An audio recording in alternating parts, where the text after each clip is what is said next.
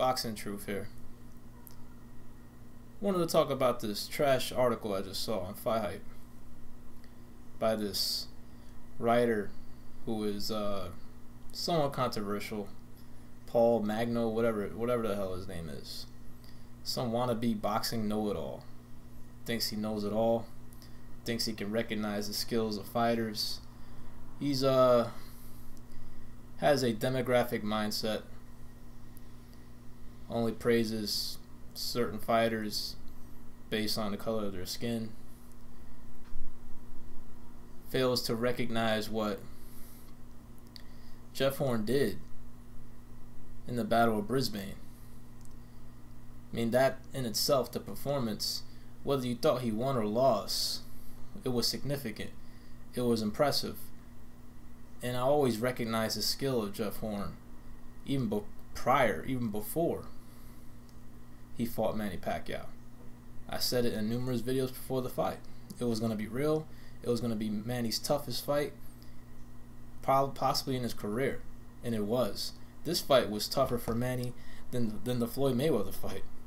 This fight was tougher than the Bradley fights. This was his toughest fight since the first Marquez fight. That's how tough this fight was, because of the physicality, the strength, the power, and the skills of Jeff Horn. And this writer just doesn't want to give Jeff Horn credit, wants to base it on Manny slipping, even though prior to this fight Manny was on fire. He didn't even lose hardly any rounds in the two top 10 welters he fought prior to this. So you can't base that off of his age. When coming into the fight, he was dominating the opponents, the two prior opponents that he fought, Jesse Vargas and Tim Bradley. He still had a lot left in those fights. He still showed that he's a capable fighter. He still showed that he was one of the top talents in the world. Still recognized as elite pound for pound going into the fight against Jeff Horn. And this is the thing. I cannot wait until Jeff Horn proves all you guys wrong that are just dismissing him, saying that he's food for the welterweight division. I mean, Jeff Horn has a better win on paper than any of the other welterweight title holders. You want to praise Errol Spence knocking out Kell Brook coming off a knockout loss? Fine. You want to praise Keith Thurman not even knocking out Danny Garcia, barely getting by Sean Porter? That's fine. But Jeff Horn has the biggest win in the welterweight division. He beat a legend. He beat a future Hall of Famer. He beat a pound for pound level fighter on paper. And there are people out there that felt that he won the fight legitimately. I disagree, but I do agree that it was a close, competitive battle that was Manny's toughest fight in years. And I'm actually kind of relieved that Manny's not going to take the rematch, because there's definite concern there of what can happen in a rematch. Jeff Horn might improve drastically. He might even go another level. He might actually, dare I say it, stop Manny Pacquiao in a rematch. So perhaps Manny is contemplating on what he wants to do. Maybe he might retire. There's still doubts of whether he even goes through with the rematch in 2018. So now that's off the table. And this article that this writer wrote was saying that Top Rank has to protect Jeff Horn. They got to find out a perfect opponent to keep him undefeated.